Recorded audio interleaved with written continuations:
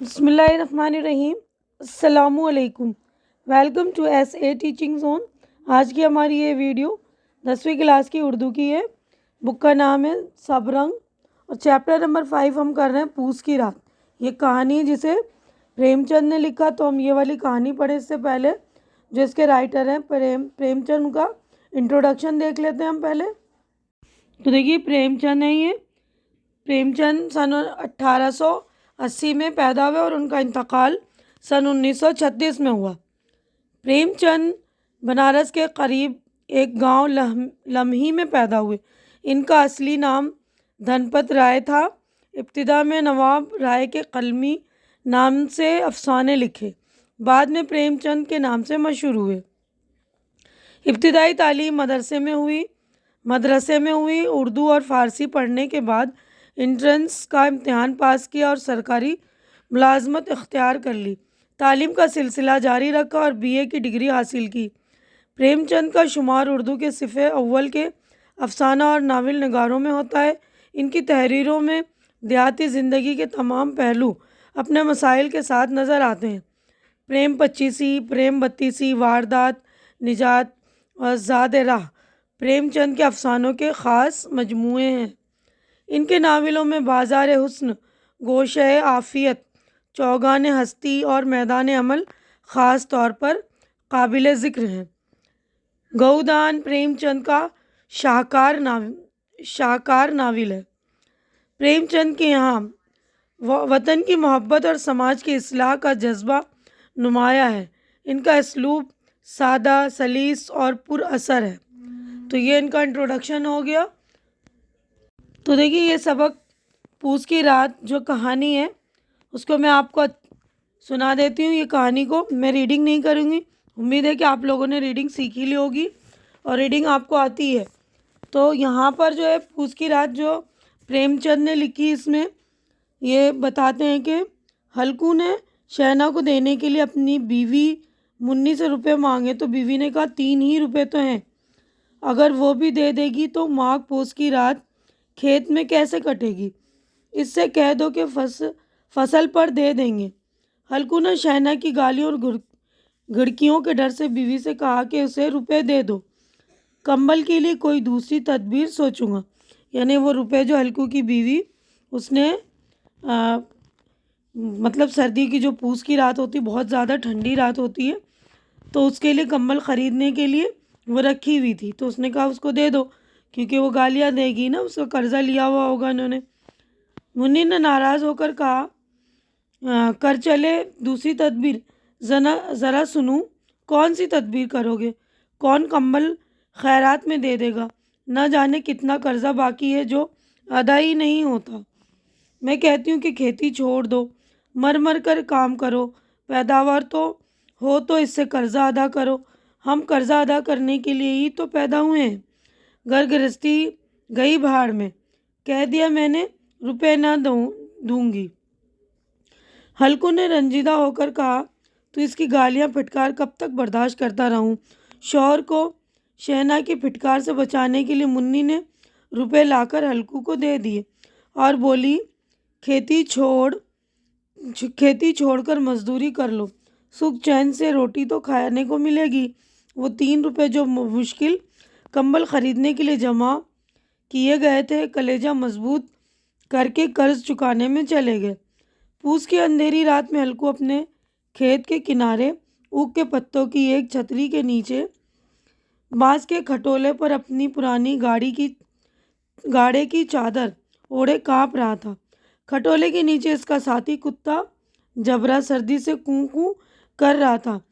ہلکا نے جبرا کو 2-4 باتیں سنائی تو وہ سمجھ گیا کہ شاید مالک کو اس کی کوں کوں کی آواز سے نیند نہیں آ رہی۔ ہلکو نے جبرا سے کہا کل میرے ساتھ نہ آنا، بہت ٹھنڈ ہے۔ یہ تقدیر کی خوبی ہے کہ محنت مزدوری ہم کریں، مزہ دوسرے لوٹیں۔ سردی اتنی شدید تھی کہ کسی کروٹ چین نہ تھا۔ جب ٹھنڈ برداشت سے باہر ہو گئی تو ہلکو نے جبرا کو اٹھا کر اپنی گود میں سلا لیا۔ جبرا کو اپنی گود میں سلا کر اسے گرماہٹ محسوس ہوئی، تب جا کر کچھ سکون ملا۔ اسی دوران جبرا نے اسی دوران جبرا نے کسی جانور کی آہٹ سنی۔ وہ چھپر سے باہر آ کر بھونکنے لگا۔ کھیت میں چاروں طرف دوڑ دوڑ کر بھونکتا رہا۔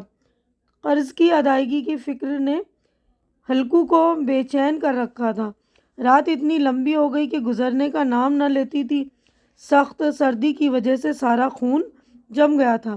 اس نے اٹھ کر آسمان کی طرف دیکھا کہ کتنی رات باقی ہے۔ ہلکو نے کھیت سے تھوڑی دور کے فاصلے پر پتوں کا ڈھیر دیکھا۔ سوچا کہ انہیں جلا کر سردی سے راحت حاصل کی جائے۔ پھر اسے خیال آیا کہ رات کے سناٹے میں پتیاں بٹورتے دیکھ کر کہیں کوئی بھوت نہ سمجھ بیٹھے۔ تھوڑا آگے چل کر ایک باغ دکھائی دیا۔ باغ سے پتیاں اکٹھا کر کے آگ جلائی۔ آگ اتنی تیزی سے چلی کہ تاریکی کے گہرے سمندر میں یہ روشنی ایک ناؤ کے مانند معلوم ہونے لگی۔ آگ کے الاؤ کے سامنے پیر پھیلا کر ہلکو نے یہ ثابت کرنا چاہا کہ جیسے اس نے سردی پر فتح پا لی ہے۔ ہلکو نے جبرا سے کہا کہ منی سے اس بات کا ذکر نہ کرنا کہ رات خوب ٹھنڈ لگی۔ ساری رات پریشانی کے عالم میں آگ تاپ کر کاٹی، ورنہ ناراض ہوگی اور جھگڑا الگ کرے گی۔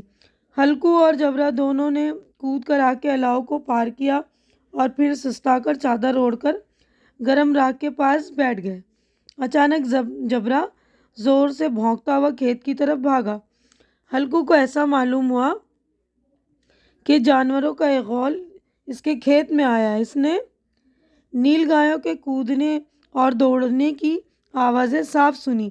اسے ایسا معلوم ہوا کہ وہ کھیت میں چر رہی ہے۔ اس نے دل میں کہا کہ جبرا کے ہوتے ہوئے کوئی جانور کھیت میں نہیں آ سکتا۔ اس نے جبرا کو آواز لگائی مگر وہ اس کے پاس نہیں آیا۔ ہلکو کو سردی میں اپنی جگہ سے ہلنا دشوار ہو رہا تھا، کیونکہ ابھی تو آگ تاپ کر اس میں تھوڑی گرمی آئی ہے۔ وہیں بیٹھے بیٹھے جانوروں کے بھگانے کے لیے چلانے لگا۔ جبرا کے واپس نہ آنے پر ہلکو کو فکر ہوئی اور وہ پکا ارادہ کر کے اٹھا۔ وہ 3 قدم چل کر پھر آگ کے الاؤ کے پاس آ کر بیٹھ گیا اور راکھ کو کریت کر اپنے جسم کو گرمانے لگا۔ ادھر ہلکو گرم راکھ کے پاس بے حس بیٹھا تھا، ادھر نیل گائے کھیت کا صفایا کر رہی تھی۔ ہلکو وہیں چادر اوڑھ کر سو گیا۔ صبح نیند کھلنے پر اس نے دیکھا چاروں طرف دھوپ پھیلی ہے۔ منی کھڑی کہہ رہی، کیا آج سوتے ہی رہو گے؟ تم یہاں میٹھی نیند سو رہے، ادھر سارا کھیت چوپٹ ہو گیا۔ تمہارے یہاں چھپر ڈالنے کا کیا فائدہ؟ سارے کھیت کا ستیہ ناش ہو گیا۔ ہلکو نے اپنے پیٹ درد کا بہانہ بنا کر اپنے آپ کو بچایا۔ دونوں کھیت پر آئے تو دیکھا کھیت میں ایک پودے کا نام نہیں اور جبرا چھپر کے نیچے بے سود پڑا ہے۔ یہ دیکھ کر منی کے چہرے پر اداسی چھا گئی۔ بولا کہ شہنا سے جا کر کہہ دو کہ کھیت جانور چر گئے، ہم ایک پیسہ نہ دیں گے۔ ہلکو نے کہا، شہنا کو ان باتوں سے کوئی مطلب نہیں۔ تمہارا کھیت جانور کھائیں یا آگ لگ جائے، چاہے اولے پڑ جائیں، اسے تو اپنی مال گزاری چاہیے۔ میں ایسی کھیتی سے باز آئی، چھوڑو ایسی کھیتی۔ ہلکو نے مایوسانہ انداز سے کہا کہ میں یہی چاہتا ہوں کہ کھیتی باڑی چھوڑ دوں، مزدوری کروں، لیکن مزدوری کا خیال کر کے جی گھبراتا ہے کہ کسان کا بیٹا ہو کر اب مزدوری نہ کروں گا، چاہے کتنی ہی درگت ہو جائے۔ کھیت کا ارجانہ نہ بگاڑوں گا۔ ہلکو نے جبرا کو آواز دی اور گھر کی طرف چل پڑا۔ یعنی بیچارے کسان جو ہے اتنی محنت کرتے ہیں پھر بھی ان کو اتنی مزدوری نہیں ملتی ہے نا، تو اسی بات کو جو ہے اس والے کہانی میں درشایا گیا، بتایا گیا ہے نا کہ یہاں پر کتنی بھی درگت ہو جائے کھیتی کا مرجع نہ بگاڑوں، مطلب میں کسان ہوں تو مزدوری نہیں کروں گا، کھیتی ہی کروں گا۔ اور وہ جبرا کو آواز دے کر گھر کی طرف چل پڑا ہے نا۔ تو یہاں پر ہماری جو ہے پوری کہانی کمپلیٹ ہو گئی۔ یہ لکھنے والے جو مصنف پریم چند۔ اب ہماری مشق ہو رہی ہے سٹارٹ۔ تو دیکھیے مشق میں ہمارے الفاظ معنی ہو گئے شروع۔ यहाँ पर लिखा है मानी याद कीजिए। तो पहला लफ्ज़ है गर्दन छोड़ना, यानी मुहावरा है, यानी छुटकारा पाना। और उसके बाद अगला लफ्ज़ है माघ पोस, हिंदुस्तानी कैलेंडर के वो महीने जिनमें बहुत सर्दी पड़ती है। घुड़कियाँ देना, बुरा भला कहना, डांट डपट करना। भला सर से टलना, ये भी मुहावरा है, यानी मुसीबत दूर होना। तदबीर तरीका, बाज आना मुहावरा है, बचना। रंजीदा उदास, ताक दीवार में बना हुआ खाना। टिकटिकी बांध कर देखना, ये भी मुहावरा है, यानी लगातार देखना। तो यहाँ पर इस वाले पेज पर हमारे अल्फाज मानी मुकम्मल हो गए। अब दूसरे पेज पर हम देखते हैं। तो देखिए दूसरा लफ्ज़ है नादारी, गरीबी, ओख गन्ना, प्याल फूस, धान का सूखा डंडल, मजाल हिम्मत हौसला, मानिंद तरह, मुनव्वर रोशन चमकदार, हंसना बीच दौरान, रूहानियत रूह से मुतअल्लिक, मुंजमद होना जम जाना। अगला लफ्ज़ है देखिए कुतुब, शुमाल में एक रोशन सितारा, निस्फ आधा, ठाठे हो जाना, ताकत आ जाना, जान आ जाना। इत्तफाक करना, मानना, ला इंतहा जिसकी कोई हद ना हो। अथा गहरा, बेपाया बहुत ज़्यादा, बेहद, फतह जीत, दफतन अचानक, खौल झुंड टोली, अफसरदगी उदास, मंडिया खेत से बना हुआ छप्पर। तो देखिए ये वाले पेज पे हमारा कंप्लीट हो गया। नेक्स्ट पेज पर हम चलते हैं। तो देखिए इस वाले पेज पर हमारे जवाब मतलब सवालात हैं, सोचिए और बताइए, यानी हमें जवाबात देने हैं। तो यहाँ पर 5 सवालात हैं, तो हम पाँचों के जवाबात देख लेते हैं। पहला सवाल है मुन्नी ने हल्को से खेती छोड़ने के लिए क्यों कहा? तो जवाबात देख लीजिए। हल्को कर्ज के बोझ तले दबा हुआ था। सख्त मेहनत के बाद जो पैदावार होती वो कर्ज चुकाने में चली जाती थी और इन्हें 2 वक्त की रोटी भी चैन से नहीं मिल पाती थी। ज़िंदगी में सुकून नाम की कोई चीज़ न थी, इसलिए मुन्नी ने हल्कू से खेती छोड़ने के लिए कहा। सवाल नंबर 2 है पूस की अंधेरी रात में हल्कू और जबरे की क्या हालत थी? पूस की अंधेरी रात में हल्कू और जबरे की बहुत बुरी हालत थी। ठंड इतनी थी कि सारा जिस्म थरथर काँप रहा था। ठंड से निजात पाने का कोई ज़रिया न था। रात भर दोनों को एक पल नींद नहीं आई। परेशानी के आलम में रात इतनी लंबी हो गई कि गुजरने का नाम न लेती थी। सवाल नंबर 3 है हल्कू ने सर्दी से बचने के लिए क्या तदबीर की? तो जवाब है सर्दी से बचने के लिए हल्कू के पास कंबल नहीं था। ठंड इतनी ज़्यादा थी कि बर्दाश्त से बाहर थी। सर्दी से बचने के लिए हल्कू ने बाग से सूखी पत्तियां लाकर जमा की। पत्तों को जलाने के बाद उसे कुछ गर्माहट महसूस हुई और कुछ सुकून मिला। आग के अलाव के सामने से उठने की इसकी हिम्मत नहीं होती थी, इसलिए वो सर्दी से बचने के लिए आग के अलाव के सामने पैर फैलाकर सो गया। सवाल नंबर 4 है खेत में अचानक क्या वाक़या पेश आया?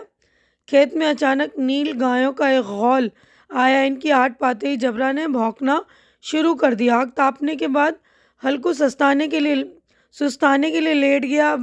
इसकी इतनी हिम्मत न हुई कि वो उठकर देखे कि जबरा क्यों चिल्ला रहा है। उसने वहीं से जानवरों को भगाने के लिए चिल्लाना शुरू कर दिया। हल्कू की आवाज़ देने पर भी जब जबरा नहीं आया तो हल्कू फिक्रमंद होकर 2 कदम चला। फिर बुझते हुए अलाव के पास बैठकर राख रेत कर अपने आप को गरमाने लगा। इतनी देर में नील गायों ने सारे खेत का सफाया कर डाला और हल्कू की सारी मेहनत पर पानी फिर गया। सवाल नंबर 5 है सारे खेत का सत्यानाश हो जाने के बावजूद हल्कू ने क्या फ़ैसला किया? सारे खेत का सत्यानाश हो जाने के बाद हल्कू ने फैसला किया चाहे कितनी ही दुर्गत हो, चाहे खेती का मरजाद ना बिगाड़ूंगा, एक किसान का बेटा होकर मजदूरी हरगिज़ नहीं करूंगा। तो देखिए हमारे 5 जवाबात मुकम्मल हो गए। हमारा चैप्टर कंप्लीट हो गया। उम्मीद है कि मैंने जो कुछ आप लोगों को समझाया अच्छी तरह से समझ में आ गया होगा। कहानी भी आपको अच्छी लग रही होगी, मेरे समझाने का अंदाज़ भी आपको अच्छा लग रहा होगा। तो मेरी वीडियो को आप लोग लाइक कीजिए, शेयर कीजिए ज़्यादा से ज़्यादा, ताकि जो भी आपके ज़रूरतमंद फ्रेंड्स वगैरह उनकी ज़रूरत पूरी हो सके। ان کو ہیلپ ملے، اور میرے چینل کو سبسکرائب کر کے آپ لوگ میری بھی ہیلپ کیجیے، مجھے سپورٹ کیجیے، کیونکہ میرے چینل کو آپ لوگوں کے سپورٹ کی بہت زیادہ ضرورت ہے۔ تو پلیز آپ لوگ میرے چینل کو سپورٹ کیا کیجیے، میری ہمت بڑھائیے۔ ہماری اگلی ملاقات انشاءاللہ نیکسٹ چیپٹر میں ہوگی، تب تک کے لیے آپ لوگ اپنا خیال رکھیے، مجھے دعاؤں میں یاد رکھیے۔